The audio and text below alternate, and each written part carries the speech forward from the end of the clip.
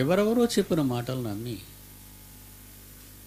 ప్రపంచం అంతా ఇస్లాం దేశంగా ఇస్లామీలుగా మారిపోతారు అని ఇప్పటికీ కూడా వాడి పుణుకు పుచ్చుకున్న ఎంతోమంది ఉగ్రవాదులు ఈరోజు చరిత్రలో, ప్రపంచ పటంలో, అన్ని దేశాల్లో మనకు కనబడుతున్నారు. సద్దామును అణచటానికి ఆ రోజు అమెరికా పథకం ప్రారంభించింది. ఆ పథకంలో ప్రపంచ దేశాలన్నిటినీ తన పక్కకు తెచ్చుకుంది అమెరికా. ఇరాక్ని సర్వనాశనం చేసింది. మూర్ఖుడు ప్రపంచ దేశాలన్నీ అమెరికాకు పక్క వెళ్ళాయి. మనం యుద్ధం చేస్తే మన ప్రజలు పాడైపోతారు, పిల్లలు చచ్చిపోతారు, వంతెనలు కూలిపోతాయి, నూనె బావులు ఎండిపోతాయి అని వాడు ఆలోచించని ఒక వింత పశువులు అంటే వాడు సదాం. ఎవరు చెప్పినా వినడు. అందుకే బైబిల్లో ఇలాంటి వాని గురించి ఒక మాట దేవుడు రాయించాడు, ఎన్నిసార్లు గద్దించినా లోబడినవాడు. సామెతల గ్రంథం 29వ అధ్యాయం. సామెతల గ్రంథం 29వ అధ్యాయం మొదటి వచనం. ఎన్నిసార్లు గద్దించినా లోబడనివాడు మరి తిరుగు లేకుండా హఠాత్తుగా నాశనమగును.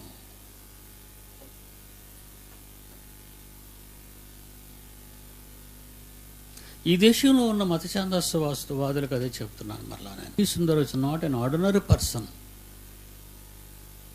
It's a power of God. భారతదేశంలో ఉన్న మత ఛాందస్స ఏ పార్టీలైనా ఈయన మాటలు గుర్తించుకోవాలి మీరు.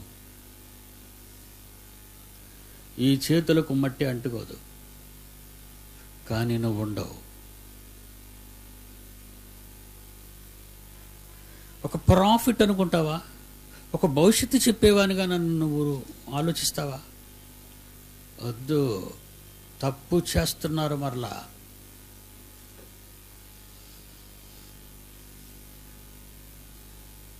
ఇది భారతీయ జనతా పార్టీ పాలనలోనే రెచ్చిపోతున్నారు వీళ్ళు. మేమేం చేసాం నీకు? మేము నీకు చేసిన అన్యాయం ఏంటి ప్రశ్నిస్తున్నాను నేను. ఓటేసి గెలిపించామనా? నేను అధికారపీఠ మీద కూర్చోబెట్టావనా?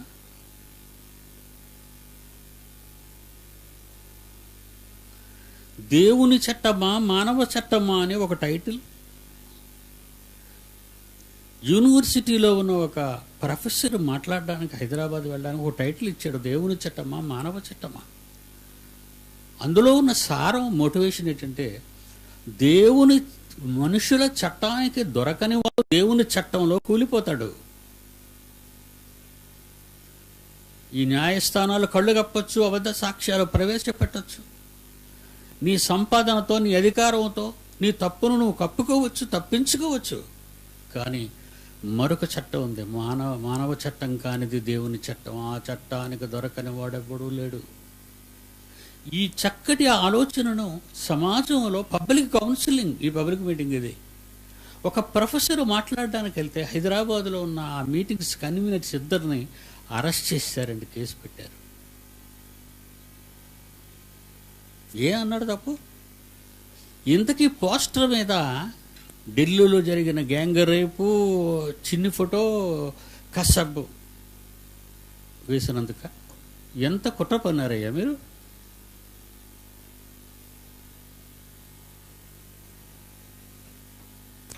మత ఛాందస్సవాద పార్టీలు తప్పు చేస్తున్నాయి.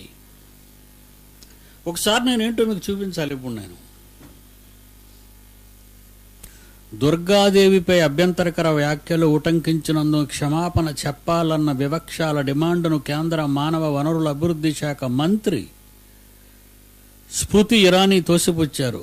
జేఎన్యూ విద్యార్థులపై తన ప్రకటనల ఆధారాలు అడిగినప్పుడు మాత్రమే కాదు, ఆ వ్యాఖ్యలను చదివి వినిపించాలని స్పష్టం చేశారు. తాను దుర్గాదేవి భక్తురాలునని తెలిపారు. శుక్రవారం సభలో సమావేశం రాగానే రాజ్యసభలో కాంగ్రెస్ ఉపనేత ఆనంద్ శర్మ పాయింట్ ఆఫ్ ఆర్డర్ను లేవనెత్తుతూ మతదూషణ, మతపరమైన భావోద్వేగాలకు దెబ్బతీసే వ్యాఖ్యలను సభలో చేయకూడదని రాజ్యాంగ నిబంధనలను స్పష్టం చేస్తున్నాయని చెప్పారు.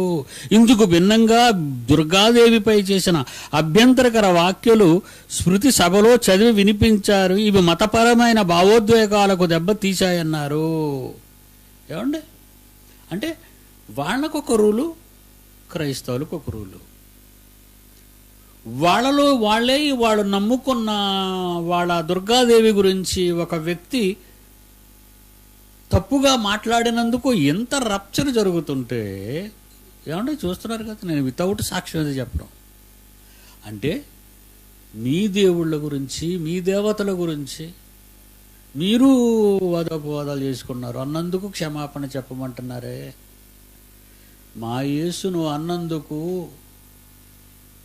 ఆయన హిందూ బ్రాహ్మణ అన్నందుకు, ఆయనకు పెళ్ళి అయిందని అన్నందుకు, ఆయనకు పిల్లలు పుట్టారు అన్నందుకు, ఆయన బ్రాహ్మణం, తమిళ బ్రాహ్మణం అన్నందుకు, కాశ్మీర్లో సమాధి ఉందని అన్నందుకు ఏంటండి, ఏం చేయాలి? ఎవరు మిమ్మల్ని క్షమాపణ చెప్పమన్నారు? మేము చెప్పవా? మాకు చెప్పవు, ఎందుకంటే నువ్వు అధికారంలో ఉన్నావు కదా. నేను నమ్ముకున్న నా దేవుడు నిజమైతే, మరలా చెప్తున్నానండి, నేను నమ్ముకున్న నా దేవుడు నిజమైతే నా కొరకు రాయించిన ఒక మాట దేవుడు గ్రంథంలో రాయించాడు.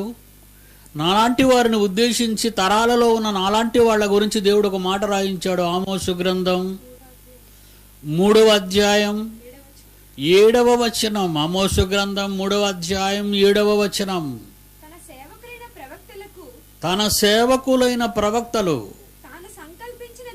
తాను ఏదైతే చేయబోతున్నానో వాళ్ళతో చెప్పకుండా దేవుడు ఆయన ఏమీ చేయడు. చెప్తాడు. గల్ఫ్ దేశాల పరిస్థితులు మారిపోతున్నాయని 2011లో చెప్పాడు పిడి సుందర్రావు. ఆ రోజు నన్ను ఆ దేశం తీసుకెళ్లిన వాళ్ళు ఉంటుండగా సాక్ష్యం చెప్పాను. ఇది కట్టిన ఈ భవనం నాశనం అవుతుంది. దుబాయ్కి భయంకరమైన రోజులు, గల్ఫ్ దేశాలకు భయంకరమైన రోజులు ఆసన్నం అవుతున్నాయి. ఇంతవరకు ఎందుకు రాలేదో తెలిసి అక్కడ ఉన్న వాళ్ళని అడగండి. వాళ్ళు నిజంగా దేవుని పిల్లలైతే ఒక నిజం ఒప్పుకోవాలి నేను అన్నమాట. మీరుండబట్టే ఇంకా ఈ గల్ఫ్ దేశాలే నిలబడ్డాయి. నా పిల్లలు, నా తండ్రి పిల్లలు ఈ గల్ఫ్ దేశాల్లో ఉండబట్టే ఈ గల్ఫ్ దేశాలు మీ వలన ఊపిరి పీల్చుకుంటున్నాయి. మీ సంగతి వాళ్ళకు తెలీదు. మీరు పని చేయటానికి వచ్చిన వారిని వాళ్ళు అనుకుంటున్నారు. ఆ దేశాన్ని కాపాడటానికే మీరు అక్కడ ఉన్నారన్న నిజం వాళ్ళకి తెలీదు. మీరు చూస్తారు కదా దీన్ని అని. నేను ఫ్లైట్ ఎక్కి వచ్చేసాను అక్కడి నుంచి.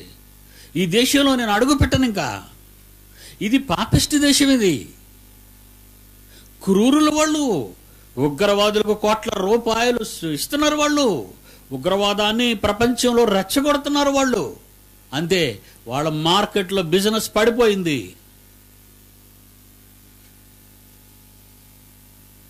భారతదేశం గురించి ఆలోచిద్దామా?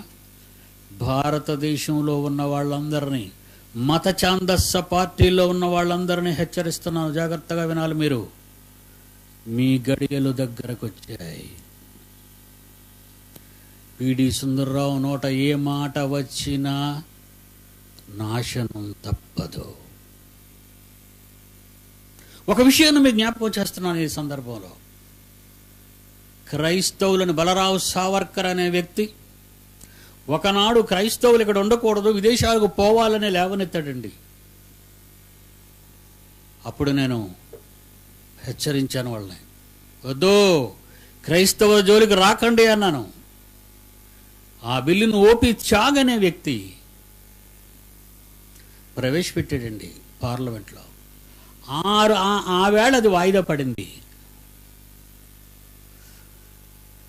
ముగిశాయి పార్లమెంట్ సమావేశాలు. మరలా పార్లమెంట్ సమావేశాలు ప్రారంభమయ్యేసరికి ఓపి చాగి లేడు భూమి మీద.